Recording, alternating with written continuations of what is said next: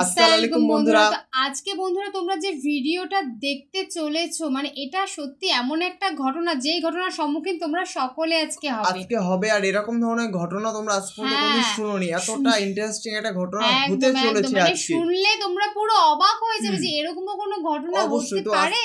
হ্যাঁ, আজকে টাইটেলটি হলো দুর্গা এবং কালী এরা কি আসলে কি ভগবান, মানে দুর্গা আর কালী এরা কি আসলে কি ভগবান। তো এই টপিকের উপরেই আমাদের মানে ভিডিওটি হতে চলেছে। আর এই ভিডিওটি কার তোমরা তো গাইস থাম্বনেল দেখে তো বুঝতেই পেরেছো তোমাদের সবাইদের প্রিয় হুজুরে ভিডিও নিয়ে গাইস আমরা চলে এসেছি।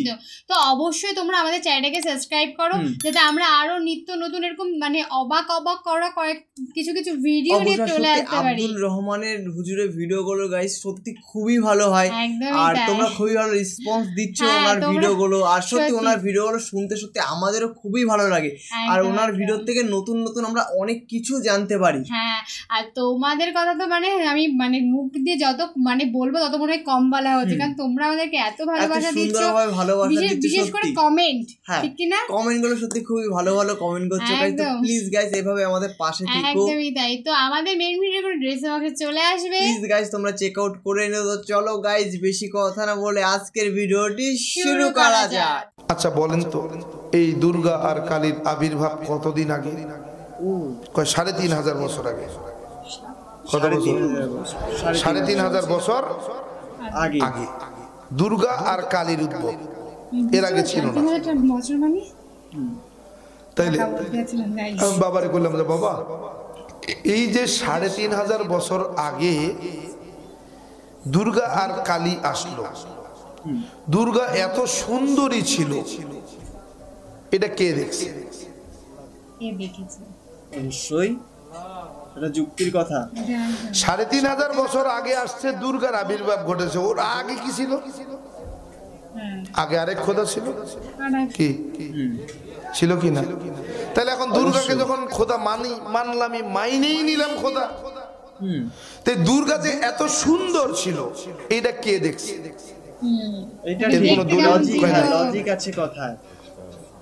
দলিল নাই। কোরআন কবে আসছে? ১৪৫০ অথবা ১৫০০ বছর আগে। কার মাধ্যমে আসছে? দলিল আছে না নাই? কিন্তু দুর্গার আবির্ভাব ঘটেছে ৩,৫০০ বছর আগে। এর দলিল কি? কেউ যদি আমাকে জিজ্ঞেস করে যে ৩,৫০০ বছর আগে যে দুর্গা আর কালী আসলো, এটার দলিল কি, প্রমাণ কি, কে দেখছে, আমি কি বলবো? অবশ্যই কে দেখেছে। সময়ের দৃষ্টি কুরআন ও সুন্নাহর কথা বলে। প্রথম ভাবতাম মুসলমানরা হলো সব থেকে বড় মূর্খ। যখন ইসলাম গ্রহণ করিনি তখন ভাবতাম মুসলমানদের মতো মূর্খ কেউ আছে? কে রে মুসলমানরা মূর্খ কে? চিন্তা করতে করতে মনে করতেছি দেখো আল্লাহরে দেখে না, আল্লাহরে সিজদা করে, কেমন মূর্খ। এদের মতো মূর্খ আছে? আল্লাহরে দেখতে পায় না বলে না দেখে বলে আল্লাহরে সিজদা করে, এরা কেমন পাগল? পাগল না? আল্লাহরে দেখে না, আল্লাহরে সিজদা করে, এরই বাটপাড়ির জায়গা আছে? গবেষণা করতে করতে যাই দেখলাম বলে নাত আসতে প্রতিমা আসতে, বলে সৃষ্টিকর্তার আকার নেই, আকৃতি নাই, সৃষ্টিকর্তার মূর্তি নেই, প্রতিছবি নেই, প্রতিমূর্তি নাই, সৃষ্টিকর্তাকে ধরা যায় না, দেখা যায় না, ছোঁয়া যায় না, লাল নীল হলুদ না সবুজ তা অনুভব করা যায় না। এই মন্ত্র পড়ার পরে চিন্তা করলাম তাহলে তো মুসলমান নেই।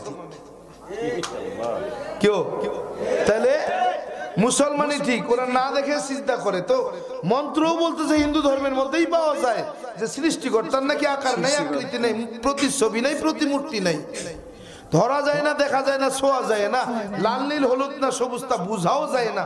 তাহলে তো মুসলমানরা ঠিকই আছে। ওরা তো না দেখেই সিজদা করে। বাবারে কইলাম বাবা এই তো এই মন্ত্র দ্বারা বোঝা যায় মুসলমানরা ঠিক রাস্তায় চলে। কেন বলে বাবা এই মন্ত্র বলতেছে সৃষ্টিকর্তার নাকি প্রতিমূর্তি নাই, প্রতিছবি নাই, আকার নাই, আকৃতি নাই, দেখা যায় না, ধরা যায় না, ছোঁয়া যায় না, লাল নীল হলুদ না সবুজ তা বোঝাও যায় না। তাইলে তো এই মন্ত্রের অর্থ অনুযায়ী মুসলমান যা করে সব ঠিক। বাবা কয় তুমি কি বুঝাইতে যাচ্ছ, কি বলতে যাচ্ছ, আমার কিছু বুঝে আসতেছে না। আমি বাবা কিছু বুঝাতে যাচ্ছি না, তবে শোনাইতে চাচ্ছি, একটু চিন্তা করে দেখেন তো আমরা যা করি সব ঠিক নাকি ভুল। বাবাকে কেন? আমি বললাম বাবা আচ্ছা বলেন তো এই দুর্গা আর কালীর আবির্ভাব কতদিন আগে? কয় ৩৫০০ বছর আগে। কত বছর? ৩৫০০ বছর আগে দুর্গা আর কালীর উদ্ভব, এর আগে ছিল না। তাইলে আমি বাবারে বললাম যে বাবা এই যে ৩৫০০ বছর আগে দুর্গা আর কালী আসলো, দুর্গা এত সুন্দরী ছিল, এটা কে দেখছে? অবশ্যই ৩৫০০ বছর আগে আসছে, দুর্গার আবির্ভাব ঘটেছে। ওর আগে কি ছিল? আগে আরেক খোদা ছিল, কি ছিল কি না? তাহলে এখন দুর্গাকে যখন খোদা মানলাম, মাইনেই নিলাম খোদা, তাই দুর্গা যে এত সুন্দর ছিল এটা কে দেখছে? এর কোন দলিল কয় নাই, দলিল নাই। কোরআন কবে আসছে?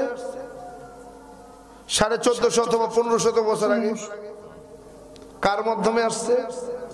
দলিল আছে না নাই? কিন্তু দুর্গার আবির্ভাব ঘটেছে ৩৫০০ বছর আগে, এর দলিল কি? কেউ যদি আমাকে জিজ্ঞেস করে যে ৩৫০০ বছর আগে যে দুর্গা আর কালী আসলো, এটার দলিল কি, প্রমাণ কি, কে দেখছে, আমি কি বলবো? এটা বলা তো লাগবে নাকি? বাবা কেন? বাবা জানার ইচ্ছা। যদি কেউ প্রশ্ন করে বসে তখন কি জবাব দেব? কোনো জবাব নাই। তাহলে করি কেন? বাপ দাদা করছে তাই, টাটকা দলিল। বাপ দাদা করছে তাই করি, ব্যাস ঝামেলা শেষ, যাও, আর কোনো কথা নাই। আমি বললাম বাবা এইটাই তো মানতে পারতেছি না। আমি ভুল করলে যে আমার সন্তানও ভুল করবে, এটা কেন? তুমি ভুল করলে যে আমি ভুল করব, সেটা কেন? বাবা এটা বলো না, আমার মন্ত্রগুলোর একটু ব্যাখ্যা দাও না। বলে কি মন্ত্র? আমি বললাম বাবা সৃষ্টিকর্তা নাকি একজন? সৃষ্টিকর্তা কয়জন? একজন। হিন্দু ধর্মের একটা অধ্যায়ই আছে সৃষ্টিকর্তার পরিচয়, ওখানে লেখা আছে সৃষ্টিকর্তা এক অদ্বিতীয়, একমেব দ্বিতীয়ম। ওই অধ্যায়ে লেখা আছে একম এবং অদ্বৈতম, একম ব্রহ্মা দ্বৈত নাস্তি নহিনা নাস্তি কিঞ্চন। ৩ মন্ত্রের অর্থ হলো সৃষ্টিকর্তা এক অদ্বিতীয়, সৃষ্টিকর্তা এক অদ্বিতীয়, তিনি কারো মুখাপেক্ষী নন। ৩ নম্বর মন্ত্র একম ব্রহ্মা দ্বৈত নাস্তি নহিনা নাস্তি কিঞ্চন। এই মন্ত্রের ব্যাখ্যায় দেখা যায় সৃষ্টিকর্তা না আছে আহার, না আছে নিদ্রা, না আছে স্ত্রী, না আছে সন্তান, না তিনি জন্মগ্রহণ করেছেন, না কাউকে জন্ম দিয়েছেন। যদি এই ৩ মন্ত্রের অর্থ এই হয়, তাহলে আপনার কাছে আমার প্রশ্ন, ১২ মাসে ১৩ জন খোদার কোন জনের সঙ্গে এই ৩ মন্ত্র মেলে? বাবা কয় মানে ভগবান শ্রীকৃষ্ণ। ধরে নিলাম ভগবান শ্রীকৃষ্ণ আবার ভগবান কেমনে? বলে ১ নম্বর মন্ত্র পড়ো একমে বা দ্বিতীয়। বলে শ্রীকৃষ্ণ কি আর ২ জন আছে? দ্বিতীয় জন আছে না? তাহলে সৃষ্টিকর্তা আমার শ্রীকৃষ্ণ ভগবান। আমি বললাম বাবা দ্বিতীয় মন্ত্রের সঙ্গে যদি মেলে তাইলে মানে কি? একম এবং অদ্বৈতম, বলে সৃষ্টিকর্তা এক অদ্বিতীয়, তিনি কারো মুখাপেক্ষী নন। হ্যাঁ তাই তো, তিনি কারো মুখাপেক্ষী নন। যদি তাই হয়, মহাভারতের যুদ্ধে কৃষ্ণ অর্জুনকে সাথে নিয়ে যুদ্ধে অংশগ্রহণ করেছিলেন যুদ্ধে বিজয় হওয়ার জন্য। তিনি কারো সহযোগিতা নিয়ে যুদ্ধে অংশগ্রহণ করেছিলেন কেন? তিনি তো ভগবান, একাই তো করতে পারতেন। অবশ্যই তিনি কেন আরেকজনের সহযোগিতা নিলেন? তিনি নাকি কারো মুখাপেক্ষী নন। বাবা কি বলতে চাও? আমি বলতে চাই না, আবার শুনেন। কি শুনবো? আমি বললাম বাবা ৩য় নম্বর মন্ত্র যদি মিলে যায়, যার সঙ্গে এই ৩টা মন্ত্রের অর্থের সঙ্গে যেই ভগবানের সঙ্গে মিলবে, সেই ভগবানকেই আমি ভগবান মানব। বলে বলো 3 নম্বর মন্ত্র কি? আমি বললাম একম ব্রহ্মা দৈত্য নাস্তি নহিনা নাস্তি কিঞ্চন। বলে মানে কি? আমি বললাম সৃষ্টিকর্তার না আছে আহার, না আছে নিদ্রা, তিনি খানো না, ঘুমানো না। তো ভগবান শ্রীকৃষ্ণ কি খাইছেন? হ্যাঁ, জানেন আপনারা? কয় খালি খায় নাই, চুরি করে খাইছে। মাখন সো কিও বাবারে কইলাম, বাবা তাইলে শ্রীকৃষ্ণ খাইলেন, ঘুমাইছেন, সন্দেহ নাই তিনি ঘুমিয়েছেন। যদি এবার পরের দিকে যাই, তার স্ত্রীও নাই, সন্তানও নাই, তাহলে ভগবান শ্রীকৃষ্ণের কি স্ত্রী ছিলেন? কয়জন? বলে একজন না, 16,000। কয়জন? 16,000 স্ত্রী তার। ধরে নিলাম। এখন বলবেন যে তিনি জন্মগ্রহণ করেন নাই, জন্মও দেন নাই। তো ভগবান শ্রীকৃষ্ণ জন্ম যদিও কাউকে নাই দেন, জন্মগ্রহণ তিনি করেছেন। কি? এজন্যই আমাদের দেশে মাঝে মাঝে দেখা যায় 104তম শ্রীকৃষ্ণের জন্মাষ্টমী ব্রত, শ্রীকৃষ্ণের জন্মদিন পালন করে কি করে না? তার মানে বোঝা যায় ভগবান শ্রীকৃষ্ণের জন্ম হয়েছে, অতএব তিনি আমার ভগবান নন। প্রশ্নই আসে। সত্যি খুবই সুন্দর একটা ওয়াজ ছিল আব্দুল রহমান হুজুরের। সত্যি মানে আব্দুল রহমান হুজুর যে কথাগুলো এত সুন্দরভাবে বলে, এত ব্যাখ্যা করে বলে, মানে আসলেই যে এর মানে কত দূর কি বৃত্তান্ত আছে এখনো কিন্তু সম্পূর্ণ কেউই জানে না। হ্যাঁ, এটা আমরা কেউই জানি না যে কত দূর কি ব্যাখ্যা আছে গাইস, এটা আমরা কেউ জানি না। কিন্তু উনি যে কথাটা বলেছে সেটা কিন্তু একদম ঠিক বলেছে, যে আদৌ উনি অত সুন্দরী ছিল ছিল না, কেউ কি দেখেছে, কোন দলিল আছে, এরকম কিন্তু কিছুই না। জাস্ট এগুলো কিন্তু মানুষের বর্ণনার থেকে কিন্তু এগুলো সৃষ্টি হয়েছে, তোমরা সবাই জানো।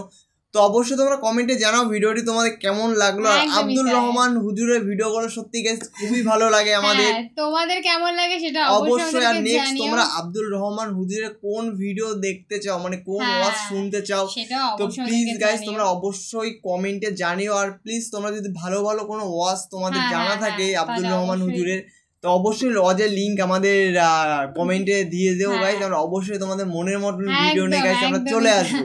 আর অবশ্যই চ্যানেলকে তোমরা সাবস্ক্রাইব করে আমাদের পাশে থাকো, অবশ্যই গাইস। তোমাদের সাথে অনেক অনেক অনেক ভালো ভালো ভিডিও নিয়ে চলে আসতে পারবো অবশ্যই গাইস। আর তোমাদের তো বলেছি গাইস আমরা লাইভে আসবো, কিন্তু গাইস ঠিকঠাক করে টাইম পাচ্ছি না বলে গাইস লাইভে আসতে পারছি না। আর তোমরা অবশ্যই ওদেরকে জানাও যে মানে কোন টাইমটা আমরা লাইভে আসলে তোমরা সবাই আমাদের সাথে থাকতে পারবে, জয়েন করতে পারবে একদম। তাহলে প্লিজ গাইস তোমরা আমাদেরকে একটু জানিয়ে যে কিরকম টাইমে লাইভে আসলে সবার থেকে বেটার হয়। কারণ আমরা আজ পর্যন্ত গাইস মানে লাইভে কোনোদিন আসিনি, ফার্স্ট টাইম আমরা আসবো ডিসাইড করেছি একদম। তো তোমাদের একটা কমেন্ট হবে আমাদের নেক্সট ভিডিও, সুতরাং তোমরা কমেন্ট করতে থাকো, আমরা সেই অনুযায়ী নতুন নতুন নতুন নতুন ভিডিও নিয়ে চলে আসতে থাকবো। তো চলো গাইস, নতুন কোনো ধামাকাদার ভিডিওতে তোমাদের সাথে আবার দেখা হবে। আজকের মতন এখানেই, টাটা।